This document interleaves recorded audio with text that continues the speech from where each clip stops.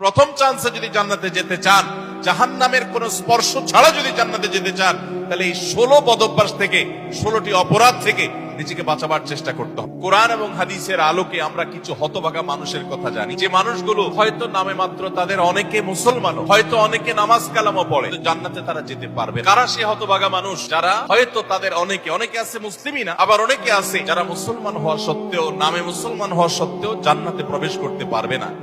জান্নাতে যাওয়ার পথে বাধাগুলো কি কি, আমরা আজ সেরকম 16টি বাধার কথা জানবো। কয়টি বাধা? 16টি বাধার কথা জানবো।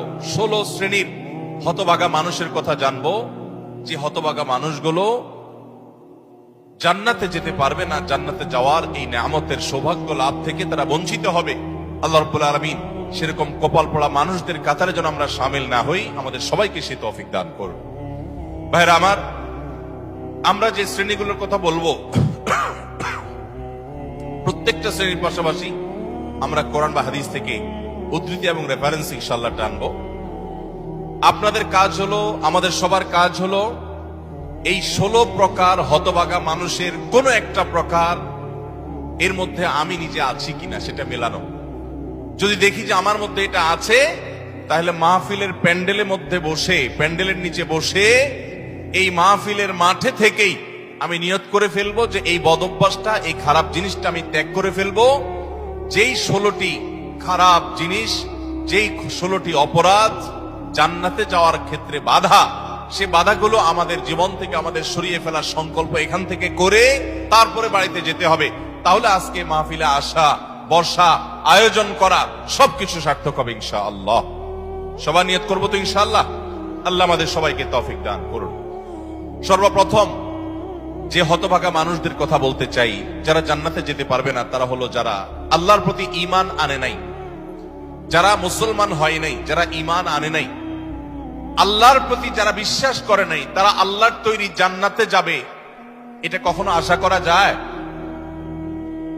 যদি আল্লাহকে কেউ বিশ্বাসই না করে, আল্লাহর একত্ববাদকে স্বীকারই না করে, শিরকে লিপ্ত হয়, সে মুসলমানই না হয়, তাহলে সে আল্লাহর জান্নাতের প্রত্যাশা কোত্থেকে করতে পারে? একজন মানুষ, তিনি মুসলমান না, তিনি অমুসলিম, তার ব্যক্তি জীবনে অনেক ভালো কাজ থাকতে পারে, অনেক ভালো অর্জন থাকতে পারে, কিন্তু তার ভিতরে ঈমান নাই।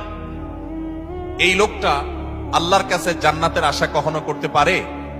একজন মানুষ বাংলাদেশে মানুষের জন্য অনেক কাজ করেছেন, বাংলাদেশের উন্নয়নে অনেক ভূমিকা তার ছিল বা আছে, বাংলাদেশে অনেক কল্যাণকামিতা তিনি চান, তার অনেক ইন্ডাস্ট্রি কারখানা থেকে বহু দেশের উপকার হয়, দেশে মানুষের উপকার হয়, এরকম আরো বহু উপকারিতা তার দ্বারাই হয়। কিন্তু লোকটা বাংলাদেশের অস্তিত্বকে স্বীকার করে না, বাংলাদেশের অস্তিত্বকে স্বীকার করে না, বাংলাদেশের স্বাধীনতা, সার্বভৌমত্ব এগুলো স্বীকার করে না। সে যদি বাংলাদেশকে অস্বীকার করে, বাংলাদেশ রাষ্ট্রের বিরুদ্ধে বিদ্রোহ করে, তাহলে এই ব্যক্তিকে বাংলাদেশ রাষ্ট্র বা রাষ্ট্রের তরফ থেকে রাষ্ট্রীয় কর্তৃপক্ষ কখনো তাকে রাষ্ট্রের কোন সম্বর্ধনা, রাষ্ট্রের কোন বিশেষ সম্মাননা ওই ব্যক্তিকে কখনো দিবে? দেওয়ার কথা। যে রাষ্ট্রকেই স্বীকার করে না, রাষ্ট্র তাকে সম্বর্ধনা দেওয়ার কথা। তার হতে পারে অনেক অর্জন আছে, হতে পারে অনেক অবদান আছে, তার একটারও 2 পয়সার কোনো মূল্য থাকবে না যদি সে রাষ্ট্রটাকে কি করে? অস্বীকার করে। ঠিক একইভাবে যে আমার রবকে মানে না, যার আল্লাহর প্রতি ঈমানই নেই, বিশ্বাসই নেই, তার হাজারটা ভালো কাজ থাকতে পারে, আল্লাহ রাব্বুল আলামিনের কাছে সে কখনো জান্নাত প্রত্যাশা করতে পারে? যে আল্লাহকে স্বীকার করে না, সে আল্লাহর কাছে জান্নাত কিভাবে আশা করে? এজন্য ভাইরা আমার, সহিহ মুসলিমের হাদিসে আসছে, নবী করিম সাল্লাল্লাহু আলাইহি ওয়াসাল্লাম বলেছেন, লা তাদখুলুল জান্নাতা হাত্তা তুমিনু, তোমরা ততক্ষণ পর্যন্ত জান্নাতে প্রবেশ করবে না যতক্ষণ পর্যন্ত তোমরা ঈমানদার হবে না। অর্থাৎ ঈমানদার না হলে জান্নাতে যাওয়ার কোনো সুযোগ। এই প্রথম শ্রেণীর মানুষ, তারা দুনিয়া থেকে যদি ঈমান ছাড়া যায়, তাহলে সেক্ষেত্রে চিরকাল তারা জান্নাতে নিষিদ্ধ থাকবে, অনন্ত অসীমকাল জাহান্নামে তারা থাকবে, জান্নাতে কখনোই আসতে পারবে না।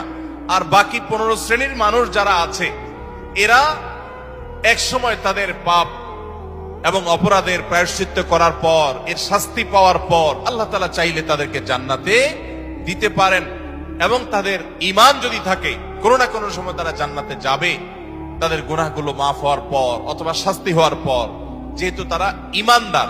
এটাই হলো আহলুস সুন্নাহ ওয়াল জামাতের বিশ্বাস এবং আকীদা, যে মুরতাকিবে কাবীরা, কাবীরা গুনাহ করে দুনিয়া থেকে যদি কেউ জাহান্নামী হয়ে যায়, সে চিরকাল অনন্ত অসীমকাল জাহান্নামে থাকবে না, বরং সেখান থেকে এক সময় না এক সময় সে বের হয়ে আসবে। এটাই আহলুস সুন্নাহ জামাতের আকীদা। মুতাজিলা সহ কিছু ভ্রান্ত ফেরকার মানুষের বিশ্বাস হলো যে জাহান্নামে একবার যে যাবে সে চিরকাল সেখানে থাকবে। বিভিন্ন আয়াতের অপব্যাখ্যা তারা করে থাকেন। যাই হোক, তাহলে প্রথম শ্রেণীর কথা আমরা জানলাম, যারা জান্নাতে নো এন্ট্রি, তাদের জান্নাতে প্রবেশের সুযোগ থাকবে না, তারা হলো যাদের আল্লাহর প্রতি ঈমান নাই, যারা মুসলমান না, যারা ঈমানদার না, তারা চিরকালের জন্য জান্নাতে নিষিদ্ধ থাকবে। এক নাম্বার। দুই, দ্বিতীয় যে প্রকারের মানুষ জান্নাতে যেতে পারবে না, বা দ্বিতীয় যে বিষয়টি জান্নাতে যাওয়ার পথে বাধা, সেটি হলো আত্মীয়তার সম্পর্ক ছিন্ন করা। রক্ত সম্পর্কীয় আত্মীয়কে যদি কেউ স্থায়ীভাবে ছিন্ন করে, তাদের সাথে সম্পর্ক যদি একেবারে কাট করে ফেলে, বুখারী মুসলিম এক যুগে বর্ণনা করেছেন, নবী করিম সাল্লাল্লাহু আলাইহি ওয়াসাল্লাম বলেছেন, লা ইয়াদখুলুল জান্নাতা কাতি', আত্মীয়তার সম্পর্ক ছিন্ন করে দেয় যে, এই ব্যক্তি জান্নাতে প্রবেশ করবে না, সে জান্নাতে প্রবেশ করবে না। অতএব আত্মীয়তার সম্পর্ক যারা ছিন্ন করেছেন তারা তওবা করতে হবে। আপনার ভাই, আপনার বোন, শত বাধা হতে পারে, শত ঝামেলা হতে পারে, শত গন্ডগোল হতে পারে, আপনার চাচা, আপনার ফুফু, আপনার মা বাপ, আপনার সন্তান সন্ততি, আপনার মামা, আপনার খালা, এরা সবাই আপনার রক্ত সম্পর্কীয় আত্মীয়। এদের সাথে আপনি স্থায়ী সম্পর্ক ছিন্ন করবেন, এই সুযোগ কিন্তু ইসলাম আপনাকে রাখে নাই। হ্যাঁ, যদি এমন হয় যে তাদের সাথে সম্পর্ক রাখতে গেলে আপনার জীবন হুমকির মধ্যে পড়ে, আপনি বিপর্যস্ত হন, আপনাকে তারা ক্ষতি করে, তো শুধু ক্ষতি থেকে বাঁচার জন্য আপনি দূরে আসেন, সেটা ভিন্ন বিষয়। কিন্তু সম্পর্ক যদি একেবারে স্থায়ীভাবে ছিন্ন করেন, বিশেষ করে দুনিয়াবি ঠুনকো অজুহাতে, ঠুনকো কারণে, কোনো কারণে মনোমালিন্য হয়েছে, আর চিরকালের জন্য সম্পর্ক ছিন্ন করে দিলেন, তো এটা হারাম। এই লোক যদি